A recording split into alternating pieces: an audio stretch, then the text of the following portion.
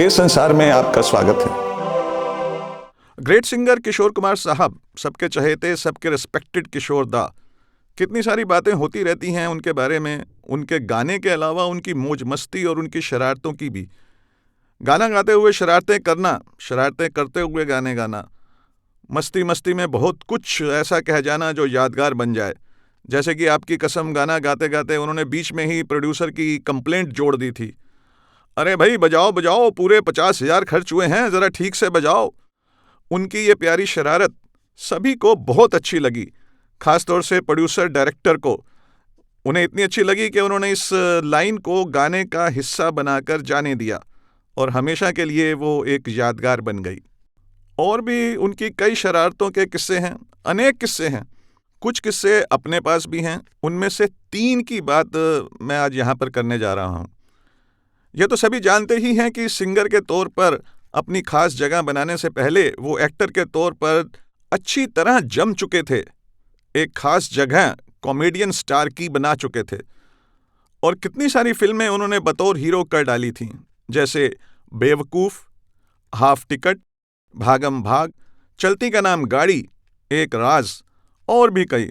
कुछ प्रोड्यूसर उनके पीछे पड़े रहते थे कि हमारी फिल्म साइन कर लो, और कुछ प्रोड्यूसर उनकी डेट्स के लिए, जी हाँ, जिन प्रोड्यूसर्स की फिल्में वो साइन कर चुके होते थे वो उनके पीछे डेट्स के लिए भागम भाग करते रहते थे कि वो जल्दी से ढेर सारी डेट्स दे दें और फिल्म की शूटिंग हो, फिल्म पूरी हो और जल्दी से बेची जा सके। ऐसे ही एक प्रोड्यूसर किशोर दा के पीछे डेट्स के लिए पूरी तरह पड़े हुए थे, पर किशोर दा का मूड ही नहीं बन पा रहा था, इसलिए वो हमेशा उस प्रोड्यूसर के हाथ से स्लिप हो जाते थे। पर एक दिन वो प्रोड्यूसर अड़ ही गया कि डेट्स लेकर ही जाऊंगा, पर किशोर दा तो किशोर दा ही ठहरे। उनका मन नहीं था शूटिंग करने का, तो शूटिंग कैसे हो सकती थी। पर प्रोड्यूसर भी अड़ा हुआ था। किशोर दा ने भी बचने का रास्ता निकाल ही लिया। आप गेस कर सकते हैं कि उन्होंने क्या किया होगा। सोचिए सोचिए, चलिए हम ही बता देते हैं। वो चुपके से पास के एक सैलून में गए और अपना सिर मुड़वा दिया और प्रोड्यूसर के सामने आकर बैठ गए, चलिए कीजिए शूटिंग। बेचारा प्रोड्यूसर अपना सिर पकड़कर बैठ गया। और उनकी दूसरी शरारत वो है जो उन्होंने एक जाने माने प्रोड्यूसर डायरेक्टर के साथ की। हालांकि वो शरारत अनजाने में ही हुई, पर जबरदस्त हुई।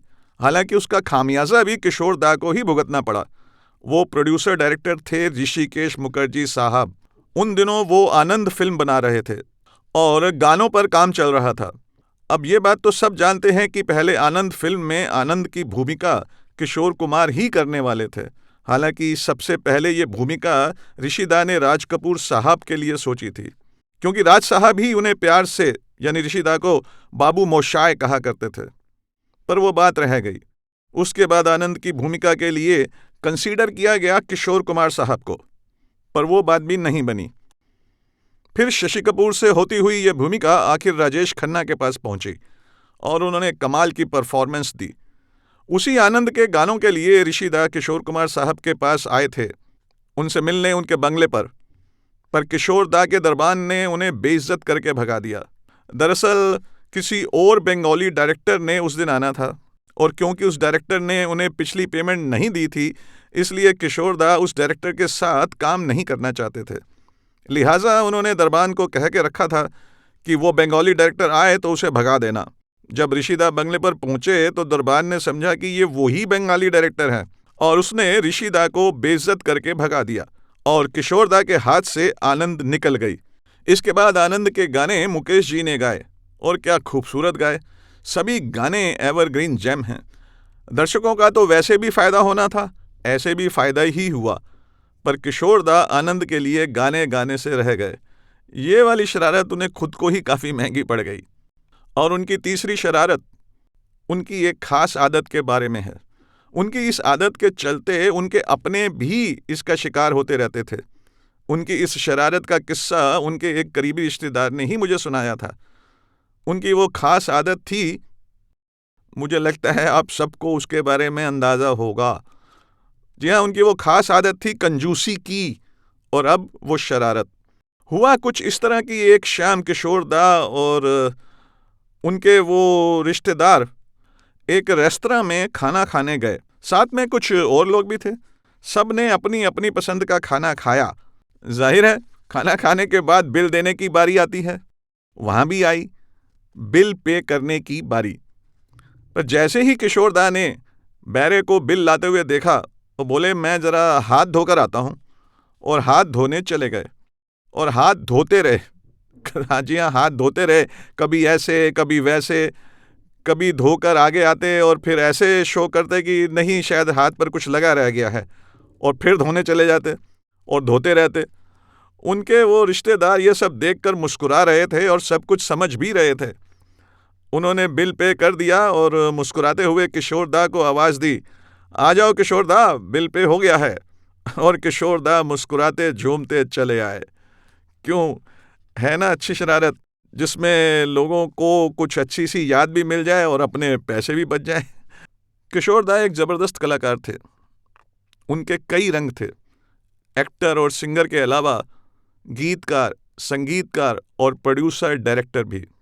उन्होंने कई फिल्मों का निर्माण भी किया, जैसे चलती का नाम गाड़ी, दूर गगन की छाँव में, दूर का राही, दूर कहीं वादियों में, बढ़ती का नाम दाढ़ी और शाबाश डैडी, और वो प्यार और दर्द भरा गीत, आ चल के तुझे मैं लेके चलूं एक ऐसे गगन के तले, जहां गम भी ना हो आंसू भी ना हो, बस प्यार ही प्यार पले। ये गीत उन्होंने लिखा भी था और इसका संगीत भी उन्होंने ही तैयार किया था। गाया भी उन्होंने ही था, और फिल्म में ये गाना उन पर और उनके बेटे अमित कुमार पर पिक्चराइज किया गया था। और इस फिल्म दूर गगन की छाँव में के प्रोड्यूसर डायरेक्टर भी वो खुद ही थे। उन्होंने बतौर संगीतकार भी कुछ गिनी चुनी फिल्मों का संगीत दिया। उनकी शख्सियत के कई रंग थे, पर उनमें सबसे ऊपर रहा एक्टर और सिंगर का रंग।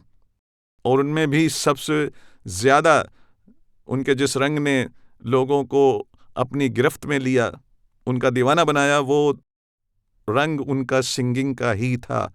और अपने इस रंग के ज़रिए वो सुनने वालों के दिलों पर आज तक राज कर रहे हैं और हमेशा करते रहेंगे।